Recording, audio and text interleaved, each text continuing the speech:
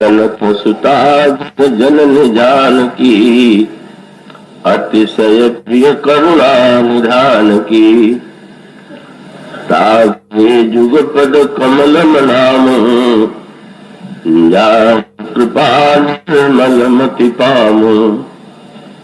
पुनि मन बचन परम रघुनायक, चरण कमल बंधु सबलायक। राजनयन धरे धनुषायक, भगत विपति भंजन सुखदायक। गिरा भरत जल बीच सम, कहियत भिन्न भिन्न। बंदो सीताराम पद, जिनहि परम प्रिय खिन्न। भगवत कथा रसिक श्रोता और भक्तिमती देवियों, अभी आपके सामने जो पंक्तियां पढ़ी गई उसमें गोस्वामी जी श्री किशोरी जी की वंदना करते हुए निवेदन करते हैं,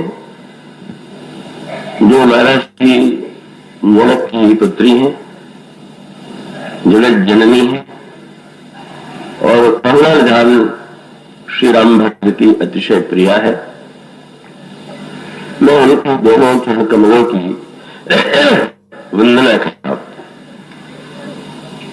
जिन चरणों की कृपा से मुझे निर्मल मति प्राप्त होती है, जीव की बुद्धि निर्मल होती है। और फिर अगली पंक्तियों में वो श्री राम भक्त की वंदना करते हैं। मैं उनकी राहों की वंदना करता हूं जिनमें समस्त गुण निवास करते हैं और धनुष बाण धारण किए हुए कमल लोचन श्री राम भक्तों की विपत्ति को दूर करते हैं। मैं उनके चरणों में प्रणाम करता हूं, अभिवादन करता हूं, नमन करता हूं। और इसके पश्चात वे कहते हैं कि तत्वतः तो श्री सीता जी और भगवान श्री राम दो नहीं, एक ही। पर उनका वर्णन किया जाता है तो उस अभिन्न को भिन्न रूप में हम वर्णन किया जाता है। और वो जो अभिन्न होते हुए भी भिन्न है, वायु और अर्थ की तरह, जल और तरंगों की तरह, उन प्रभु की वंदना करता हूं जिन्हें खिन्न अत्यंत प्रिय। तो वस्तुतः तत्वतः तो दोनों ही अभिन्न है, दोनों में भिन्नता नहीं। पर उस अभिन्न को जब उनका वर्णन भिन्न के रूप में किया गया तो उसका तात्पर्य क्या है? और भिन्न रूप में ये वर्णन नहीं किया गया तो ऐसा भी कर सकते थे कि दोनों का वर्णन भिन्न रूप में करते हुए भगवान श्याम और श्री जानकी जी के मिलन का, विवाह का वर्णन करते, राम राज्य की स्थापना का वर्णन हो जाता। पर जनकपुर में यदि संयोग का वर्णन है तो भगवान श्याम के चरित्र में उस पक्ष का भी वर्णन किया गया कि जब श्री सीता जी से उनका वियोग हुआ। तो जिस अद्वैत तत्व में न संयोग है और न तो वियोग है, वो स्वामी जी यही वाक्य कहते हैं। वो स्वामी जी ने लिखा, श्री राम श्री सीता जी के लिए व्याकुल होकर के जब विलाप करते हुए वन में उन्हें खोजते दिखाई दे रहे, तो ये वाक्य कहे बिना वे नहीं रह पाए कि कबहू भोग वियोग न जाके, देखा प्रगट विरह दुख ताके।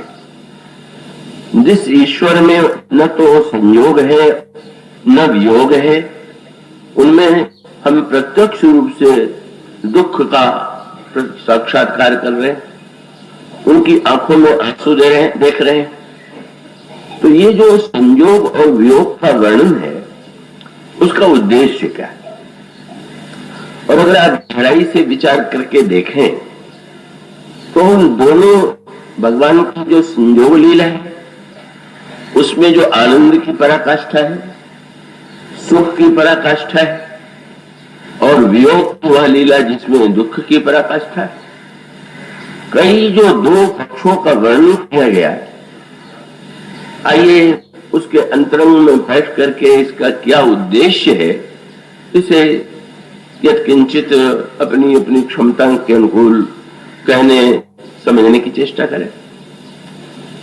तो ये जो पंक्ति है जिसमें श्री किशोरी जी की वंदना की गई, कौश में एक सूत्र दिया गया, वे है तो जगत जननी किंतु इतना होते हुए भी वे महाराज श्री जनक की पुत्री के रूप में जन्म लेती हैं और करुणानिधान श्री राम की अतिशय प्रिया तो वो शाश्वत रूप से ही है।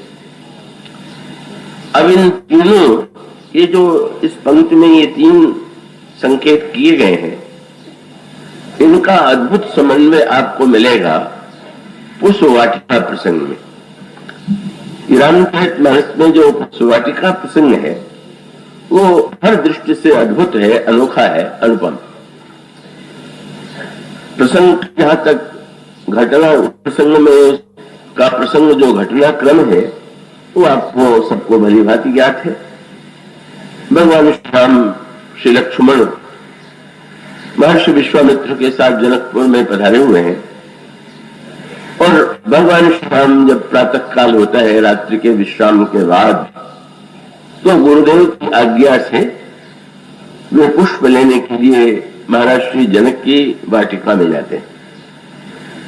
महाराज श्री जनक का जो विलक्षण बाग है वहां प्रभु लक्ष्मण के साथ जाते हैं, मन की शोभा का दर्शन करते हैं और उसी समय श्री सीता जी भी मां सुनैना की आज्ञा से देवी पार्वती जी का पूजन करने के लिए वहां आती।